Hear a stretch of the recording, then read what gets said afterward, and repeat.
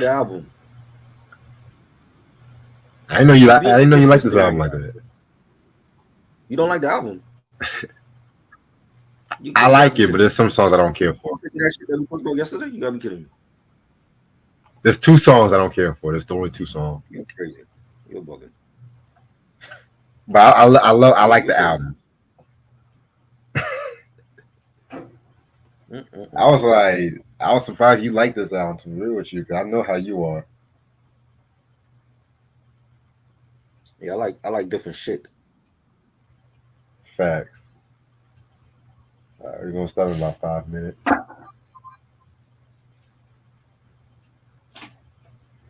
It's about time I talked about this album, though.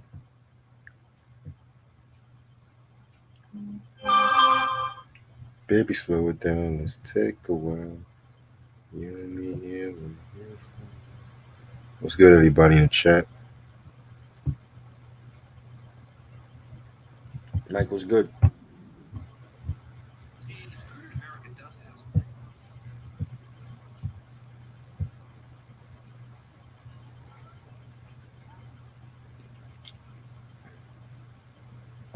You know they're making a sequel to Spinal Tap. I didn't see the first one. Oh wow. No, sorry. Yeah, classic movie.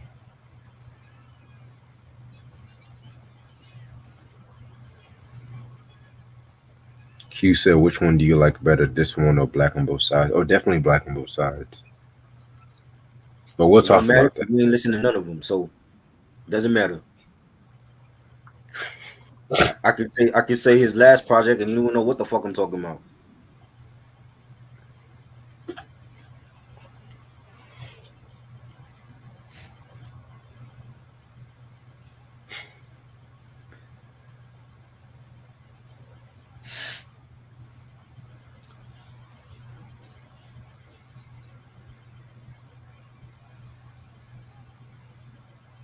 Shit. Everyone's getting at Drake for this AI shit. You gotta Nigga, you gotta nigga, use AI because you can't beat Kendrick 101. You gotta use AI. You know. niggas using AI like it's fucking Pokemon and shit. Mhm. Is that That's we their using secret weapon. I got AI. I got AI for you. that's funny.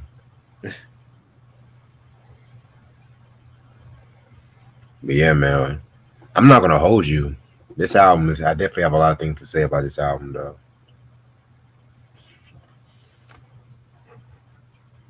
It used to be my second favorite most Def album, then Ecstatic grew on me in recent years.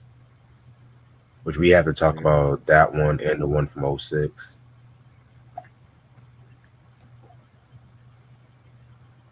I'm ready whenever you are, boss. Let's go. All right. What's up, you two? How's everyone doing? It's your boy Reg in the building. And yes, I am in the building as well today, living another day, kicking Monday off right. I got my homeboy Try with me, fucking What's up, Nick's bro? enthusiastic. What's up, Nick Try? Bigelow. What's good? Shout out to my Knicks. What a win tonight. I'm loving it, man. Going coming for that crown, Boston. All you Boston fans, your days are numbered. Yes. And today we're going to talk about Most Def with his second studio album, The New Danger. This album came out in 2004. I want to say October 12th to be exact. Under Ruckus, which is under Geffen Records. This album only came out with about two singles, Sex, Love, and Money, and Close Edge.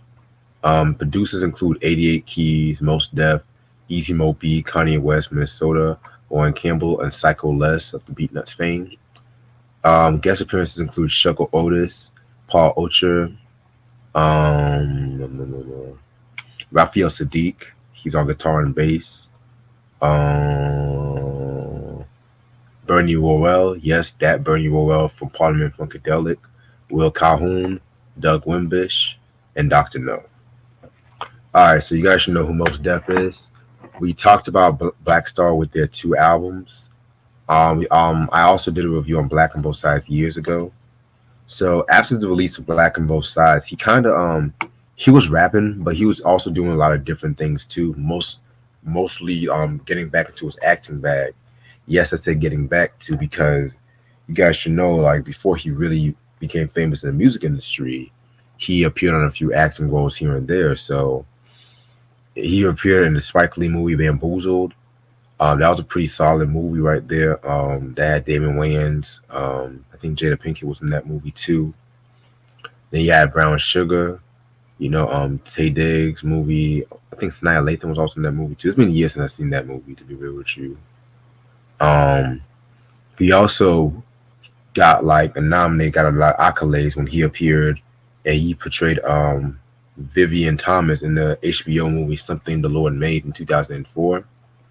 And also too in the HBO side of things, he also appeared on a Lyricist Lounge show between 2000 and 2001. He hosted Def Poetry Jam from '02 to '07. That's a show I fucking missed, Def Poetry Jam. Yeah, that was Um, good. yeah, man. Yeah, all these shows right here is bringing me taking me back. Chappelle, he also was on Chappelle's show too. You know what I'm saying? Which I will talk more about Chappelle's show throughout this review. And in between 1999 and 2004, music was definitely changing a lot because he was signed to Rawkus Records and everything like that too. And then at the time, you definitely had like a lot more abundance of more commercial labels. Of course, like the Rockefellers, the Rough Riders, of course, the G Units, the Murder Incs, and of course, in the South, you had Disturbing the Peace and everything like that too. Grand Hustle. And you would think like Ruckus would, still have the underground on lock. However, at that time, Rawkus Records actually changed distributors at that time too. You know what I'm saying? And that also was one of the key reasons why this album got delayed and shit like that too, because excuse me, it signed a joint venture deal with MCA back in '02.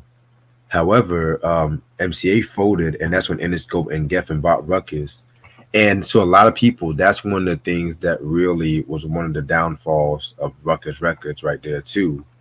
You know what I'm saying? Because it wasn't like the indie label. It wasn't really like the indie label that it really was and shit. You know what I'm saying? Now you have like a major label, like of course MCA and then Geffen. And at that time too, Geffen Records, they had like fucking people like 50 Cent, of course, Snoop Dogg. No, excuse me. Not them. What's motherfucker's name? Ashley Simpson. You know what I'm saying? They had more of like the pop side of things, and of course, they had Keisha Cole on that label too. You know what I'm saying? So yeah, man. So that's when music was pretty much changing a lot around that time too, and stuff like that. You know what I'm saying? And long and behold, fast forward to 2004, that's when this album finally came out and everything like that too. You know what I'm saying? So yeah, man, I always loved this album cover. Album cover was fucking fire and Mhm. stuff like that too. You know what I'm saying? That's what the CD looks like.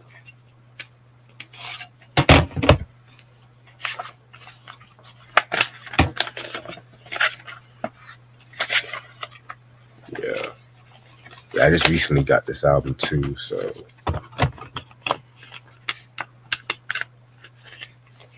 yeah, this was around the time when like a lot of hip hop releases was really getting more experimental around this time too. You had CeeLo's first album, the Speaker Box Love Below, Madville. 2004 was such a dope year for hip hop, to be real with you. You know what I'm saying? And he also experimented a little bit with rock too, which again we'll talk about that. So without further ado, this album has 18 songs. We're gonna start out with the first song called the Boogeyman song. You know what I'm saying? Very, very, very dope song. It was produced by both Mos Def and Raphael Sadiq. I love the use of the Spanish guitar that was definitely used for this track right here. You know what I'm saying? Which actually Raphael Sadiq actually played the guitar for that song and shit too. So yeah, this one is a pretty dope track. I like it. I love this track, man. This track was fire.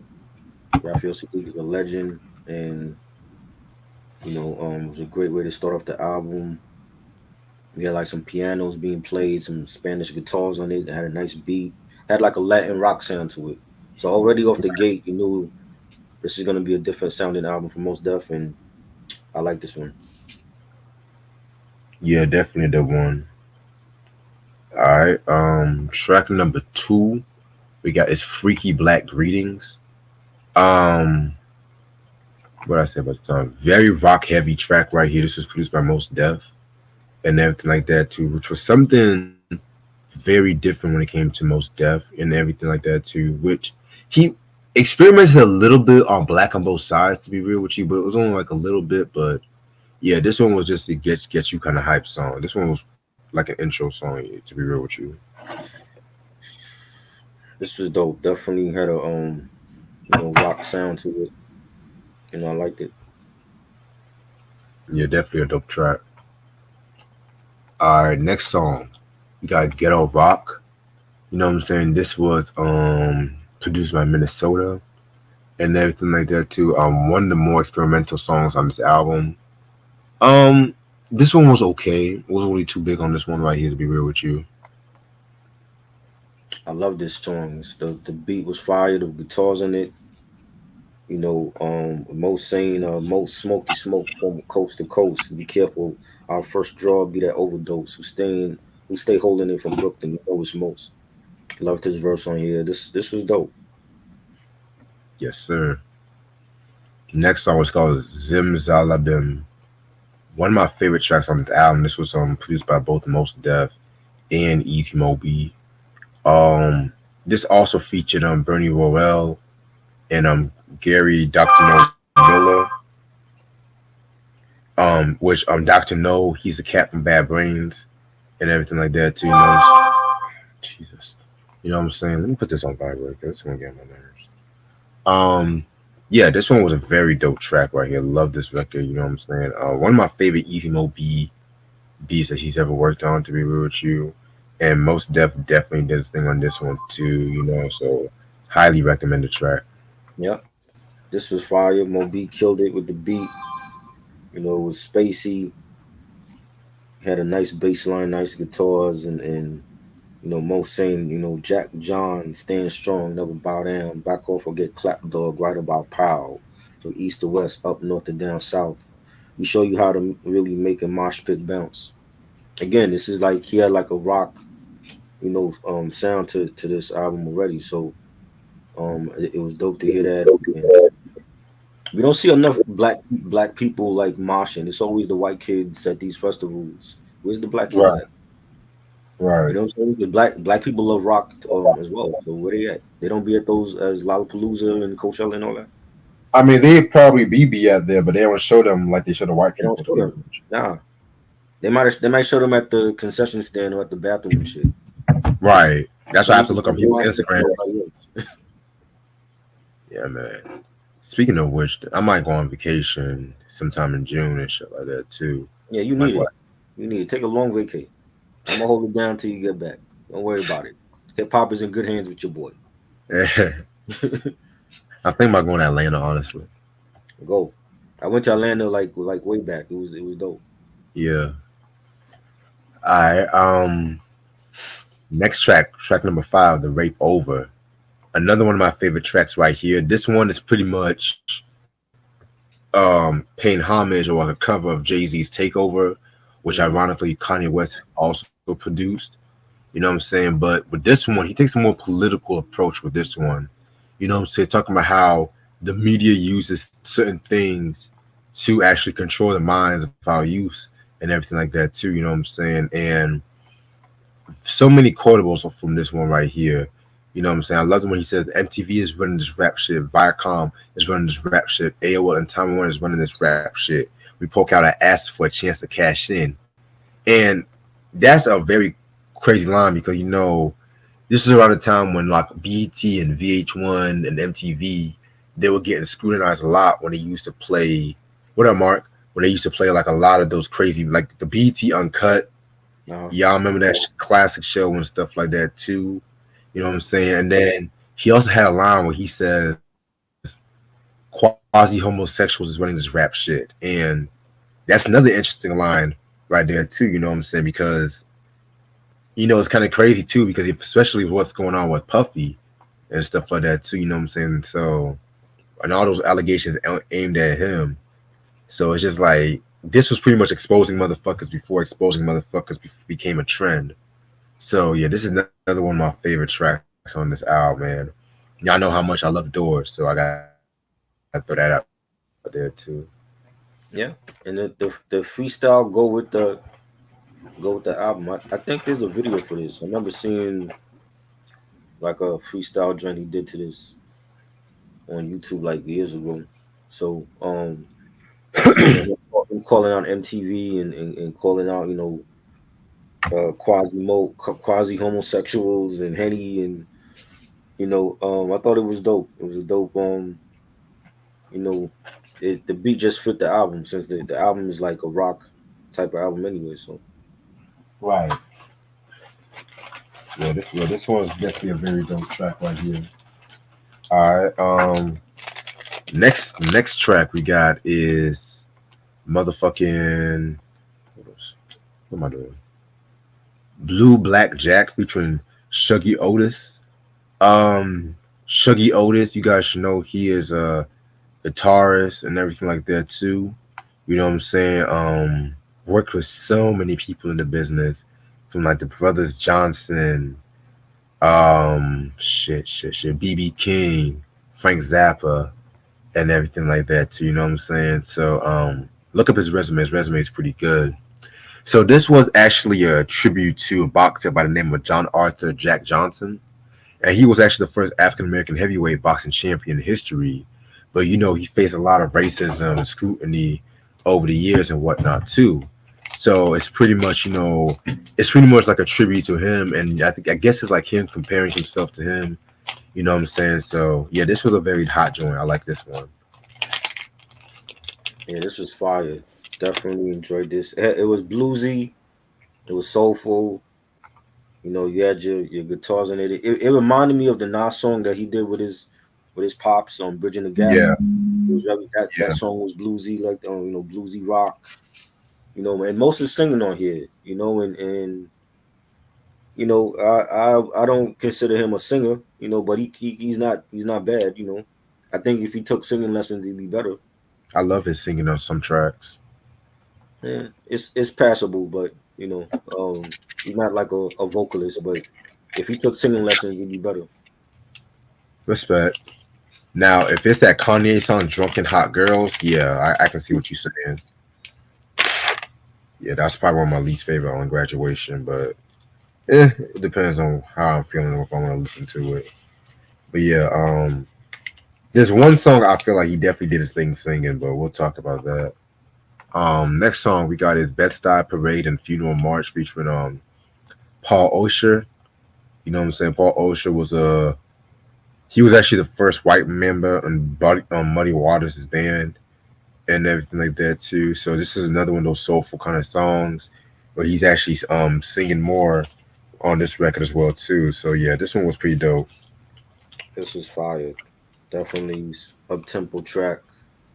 Again, it's like in bluesy, rock. Most is singing on this one as well, and So, this is dope. yeah, very dope track. Next track, Sex, Love, and Money. This was produced by Warren Campbell. Very dope R&B producer who worked with like a lot of the greats from that period, like Brandy, Drew Hill. You know what I'm saying? Alicia Keys. But I'm gonna be real with you. I did not care for the song. I'm gonna be real with you. I did not like the beat. I felt like it didn't really fit Most Def. It had a more ding ding ding ding kind of those kind of beats, those like ethnic sounding kind of beats and shit like that too. You know what I'm saying? And yeah, I didn't really care for this record. I got what he was trying to do with this one lyrically, but yeah, I thought the beat was fire. I don't know what you talking about. I think this was a fire beat. The flutes on it, the percussions. Yeah, most is rapping. He's saying, "I'm about to double the doses in half the time." Ha, map. Master physical mastermind. You play quiet, but in private that ass is mine. You body rocking the last of time. Now it's more like geared to the club. This is more like a club joint Yeah, because it was up tempo, had that club feel, and it didn't really go yeah. with the previous songs so far because like the other previous songs were like more geared to like the rock audience. But he Hmm. was definitely mixing it up. He was, you know, to me, I felt like that. Well, we talk about how I feel like the album should have been one way, but he was definitely mixing it up with rock and rap, and this is more like geared for the club. Yeah, I can see what you're saying though. You know what I'm saying? Like I said, it definitely was one of those like that one of those trying to get airplay kind of tracks though. You know. Mhm. All right, next song, Sunshine. One of my favorite most Def songs he's ever done. This was actually another one of my favorite beats that Kanye has ever done too. Use the Fifth Dimension sample. We've all heard this song before. This song has been played in commercials so much and everything like that too. You know what I'm saying? This easily could have also been on the College Dropout if it was. You know what I'm saying? I love the line when he says, um, "To the states, I'm collecting my pay. Blast off, then I'm back to the K. Hold it down so my family straight. Represent in a family way." You know what I'm saying? I love that line though. So yeah, this was pretty hot. This joint was fire. Love the Kanye beat. One of my favorites on this album. Huh? I ain't saying anything. Definitely a great song. You know, most saying slim nigga that cast the big shadow. Cherokee Red, shoot the long arrow. Got more skill, more aim, and more ammo. You can get it off from a big or small barrel. Loved his flow on it.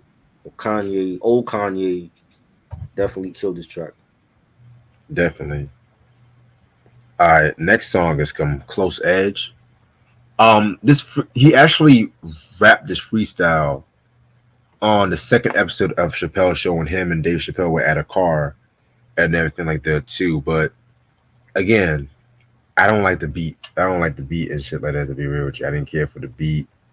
I don't know. Minnesota kind of was kind of hit or miss on this album. To be, you know what I'm saying? But yeah, this one was. I just didn't really care for the beat. I like the beat. I think this was dope. Nice bass line for it. Mo saying your grind and mine ain't the same, dog. I'm a catalog. You the same song. And the sample, you know, you took a piece of the message, Yeah, classic hip hop record. yeah, definitely. All right. Next track is the Panties. Possibly my favorite most Def song of all time, and my favorite song on this album. To be real with you, this is a classic track. That sample from Tom Brock. You know what I'm saying? Who you guys should know, he was affiliated with Barry White. Y'all should check out his album, I Love You More and More. Fucking R&B classic right there. I definitely need to get my hands on that record. But yeah, this one is a very smooth, seductive song, trying to get the lady down and stuff like that. This is probably some of most that's best singing he's ever done on this album. To be real with you, you know what I'm saying? Love the way he's singing over that guitar riff and everything. Like, baby, slow down, just take your time. You and me gonna be here for a while, okay? You know what I'm saying? Just has that fucking midnight love, smooth, quiet storm kind of vibe to it. And then when the chorus goes in with the it just takes you to a whole nother stratosphere, or I should Hmm. say stratosphere, ionosphere.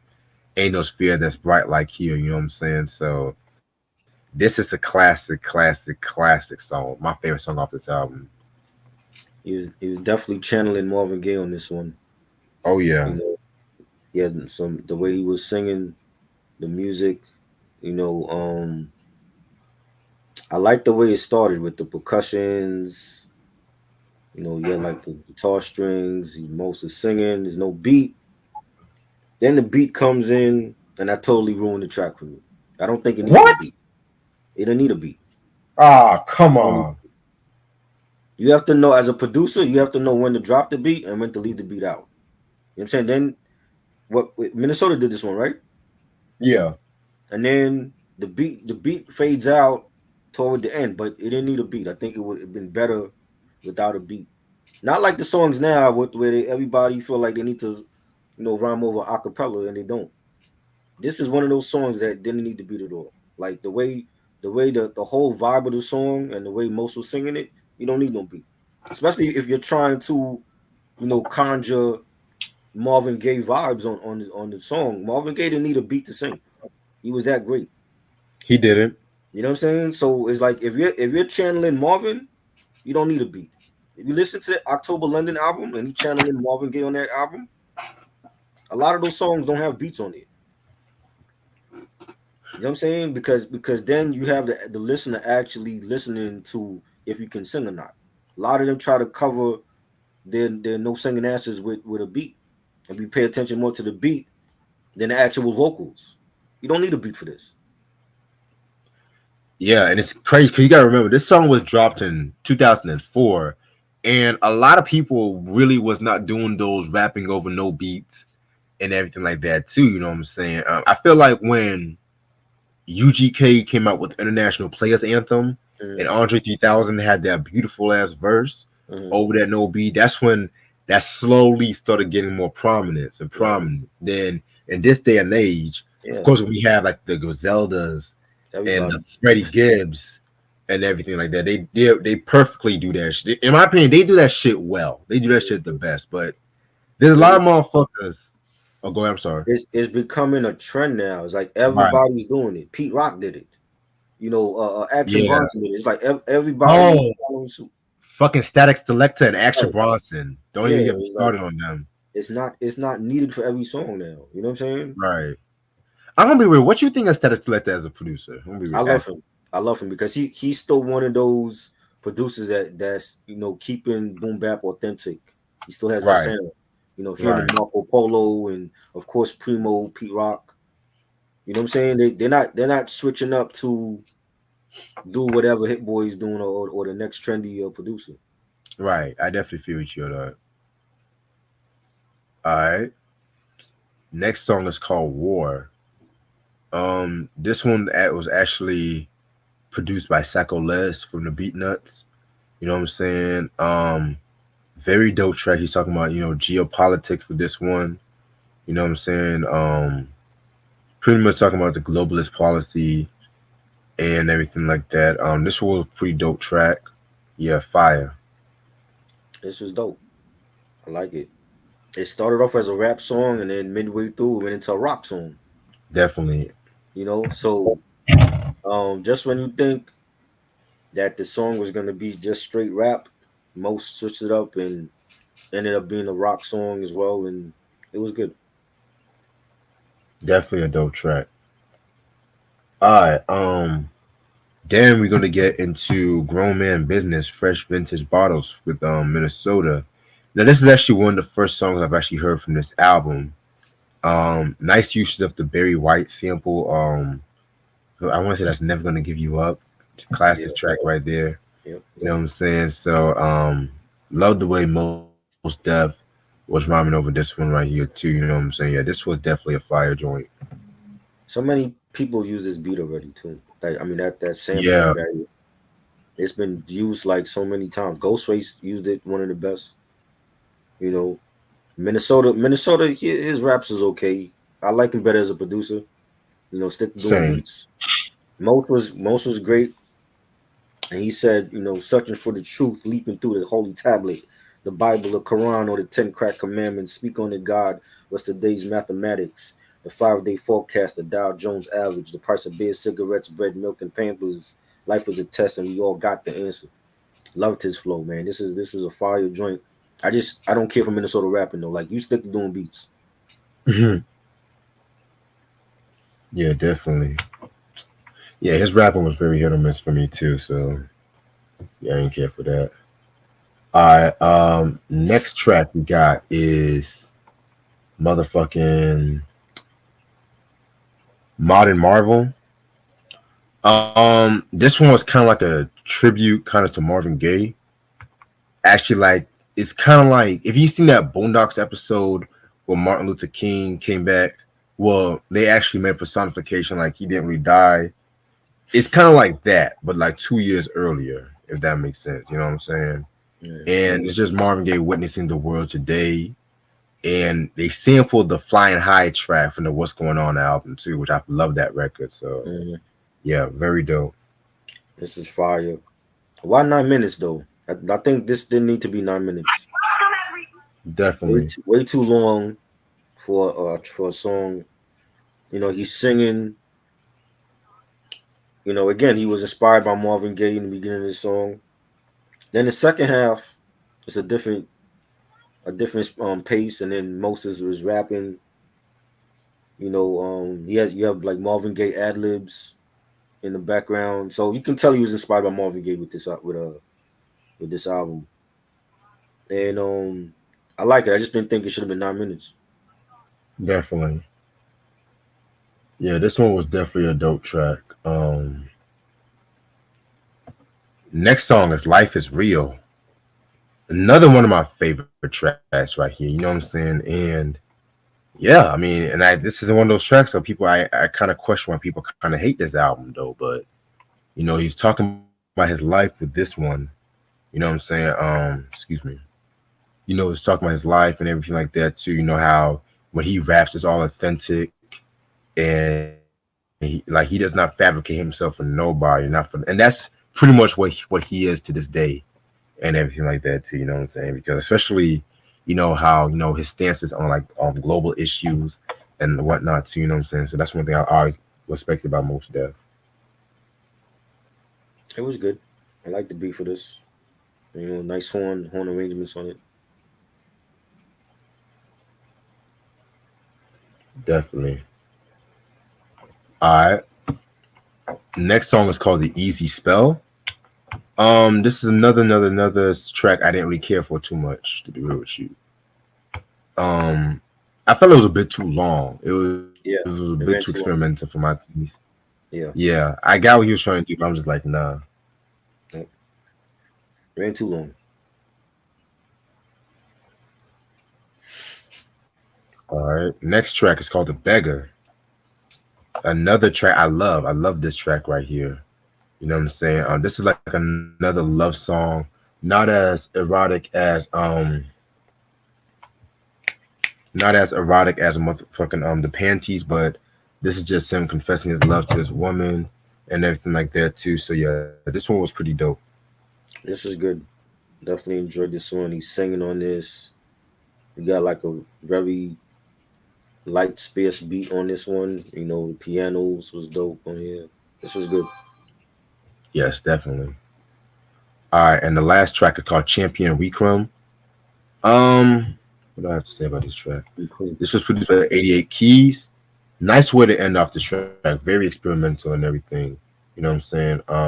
I like this. This was good. This was a good dope track to end it off. And then you got the bonus track on the UK, was a UK person, Jump Off Yeah, with yeah, Luda. I didn't like that. That sounded like a fake Timberland beat. It wasn't needed. It totally ruined the ending of the album. You know what I mean? So yeah. yeah. I didn't hear that track. You know what I'm saying? Yeah, I didn't. You don't waste your time. It wasn't needed. That's probably why they put it as a bonus on the UK version. Interesting. All right. So my opinion on this album, very dope album.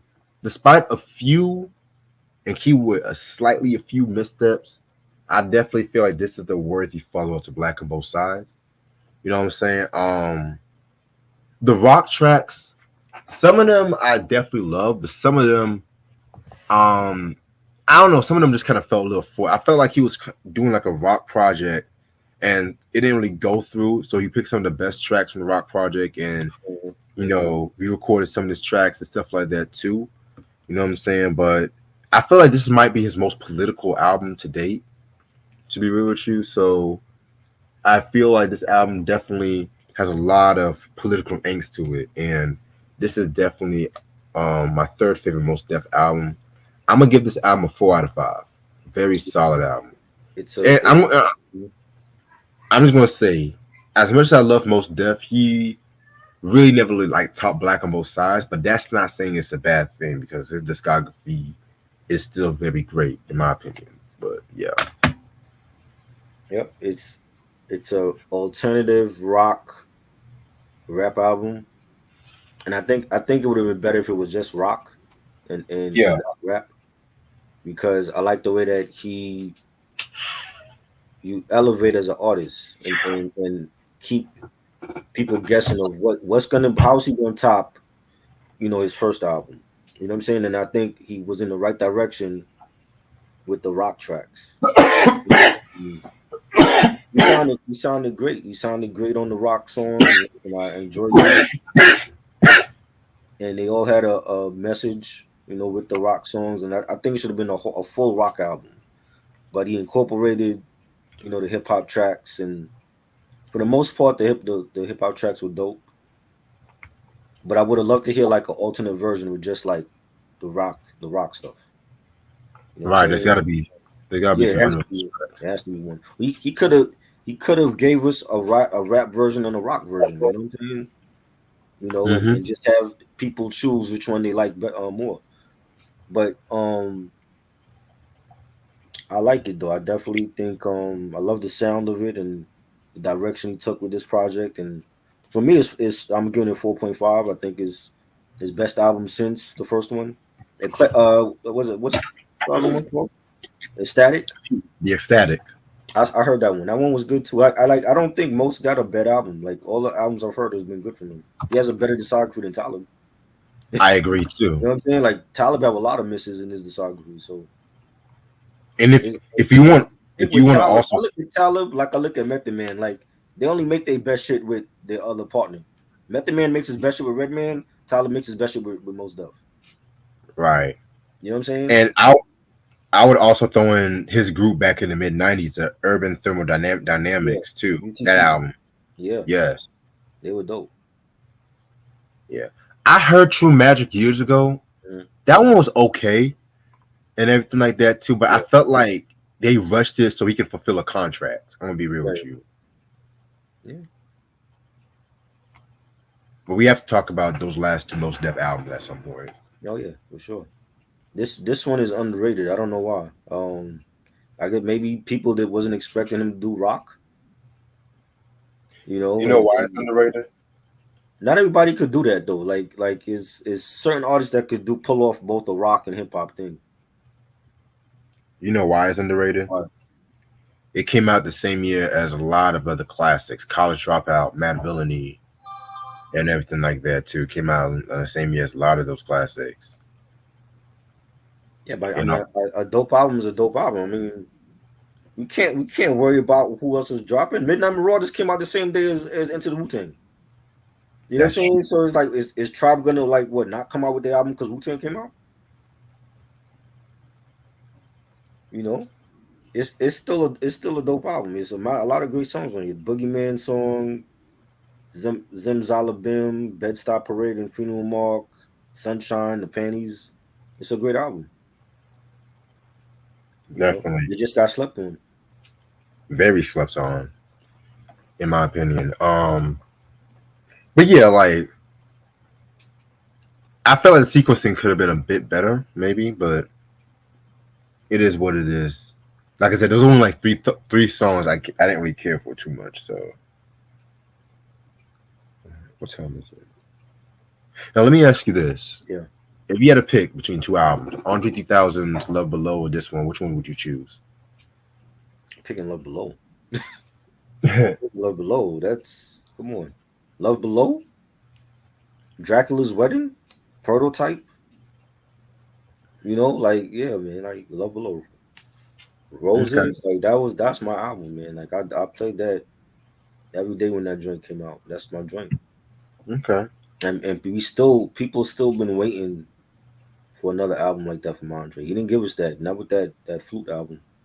That wasn't the one. That was like a side project. Where's the real album? You know, I believe he's going to drop new music at some point. I really feel like that. Yeah, one day. No, I mean soon because like the flute album was what it was, and that was like a little appetizer. But he's going to drop the real album that people been wanting. You know, you can't end your career on just a flute album.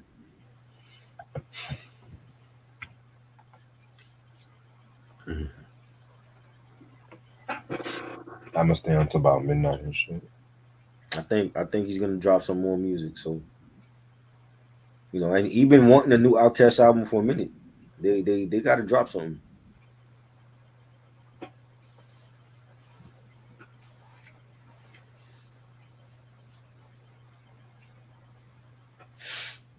Yeah, niggas asked for that Outcast album for the longest and shit. He been wanting that. He's saying it's Big Boy that don't want it. Big Boy saying it's him that didn't want it.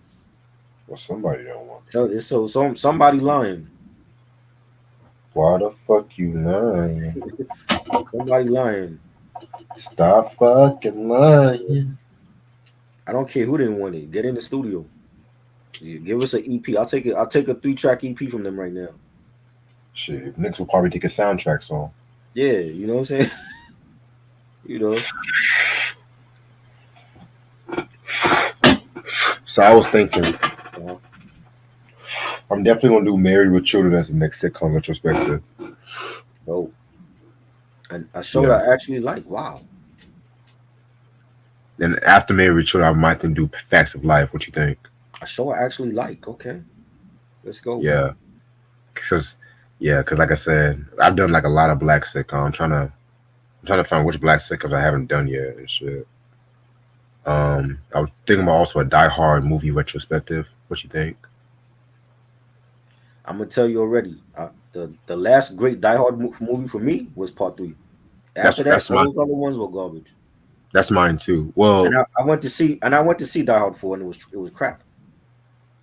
how about this? You just want to do like we did the house party review on the first three Die Hards and Well, shit? let's talk about all of them, but I'm gonna include the was it 4 5? Did they do 6 or they just did 4 and 5? I forgot. The Ciao. last two was garbage. I did not like the last two. The first 3 were the best ones. Okay. Cool. 'Cause I might just have like a Bruce Willis week, I guess, because I know me and Mike are gonna do Oh yeah, Moonlight that's and right. Y'all doing Moonlighting. yeah, and then of course a Die Hard, and I might just review his album and some shit like that just for His fuck's sake. album. Oh, His Motown album. why do you put yourself through this misery? Why do you do that? I don't get it. What? It's a Bruce Willis week. Bruce Willis album? That you can skip that. Why not review his other movies like Death Becomes Her? That was dope. Ooh. You ever seen Hudson Hawk? Nah. Hudson Hawk. Well, I know Hudson Hawk got shitted on. But Yo, definitely comes to that's a fucking classic. definitely. Yeah. You know what? Nobody- Yeah. Okay. Um, You can do that. he's done like a lot of other movies. He did the reboot for Death Wish. You ever saw that one? Nah. That one, yeah, he did a Charles Bronson remake. You know that one. It was more violent than the original one, but he ain't touching Charles Bronson on. Have you seen Look Who's Talking with John Travolta and Christy Allen? Yep, I saw that. Bruce. Oh yeah, that's right. He did the voice for that, right? Yeah, the baby. Yeah, I saw 1 and 2.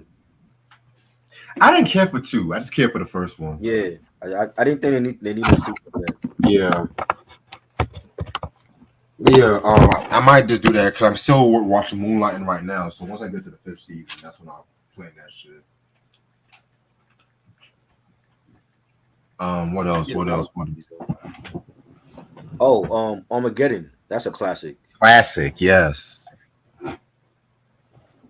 What's up, David? Salute to you.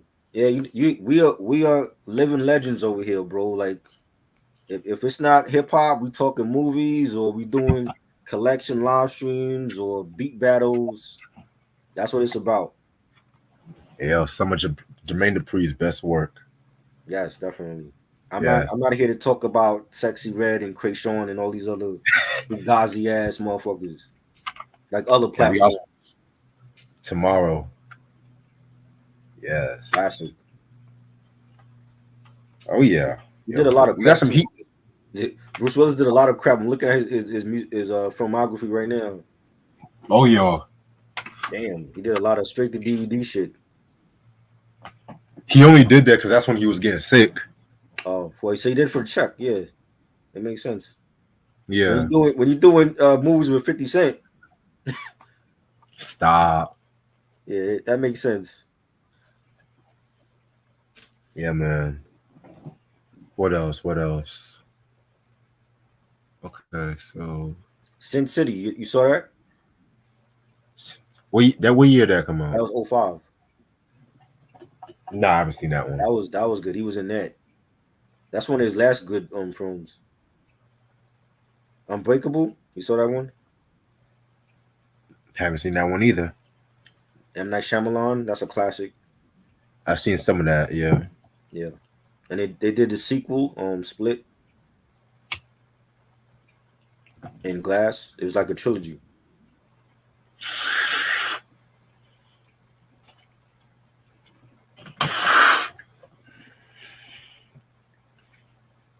I cannot wait till we talk about Erica Badu next week. I'm already ready, bro. I'm already ready. You've been waiting. Look at you. Yes. And I got Polishing the up the vinyl. Erica Badu CDs and shit. And I got the vinyl of this too. Oh man. One of the best live albums ever too. Let's Yeah. talk about this. Yeah. Oh yeah. Sure. Talk about my wife and shit. Yes. Your wife with the hairy armpits. Shut up. All right, well, I'm gonna end this off right here because I got some shit to work on tonight. So tomorrow at 10 o'clock, we're gonna do the double review of Changing Faces, first two albums, the self-titled and the Get Out album. I really can't wait to listen to the Get Out album because I heard so many good things about it, and it's been years since I've heard that album. So Mhm. it's been a good minute since we had a good '90s R&B discussion too. So really can't wait. Facts. Wednesday, shout out to my homeboy Mike at 10 o'clock. We're gonna do the Mama's Family retrospective on his channel and stuff like that too. You know what I'm saying? And I think we said Thursday at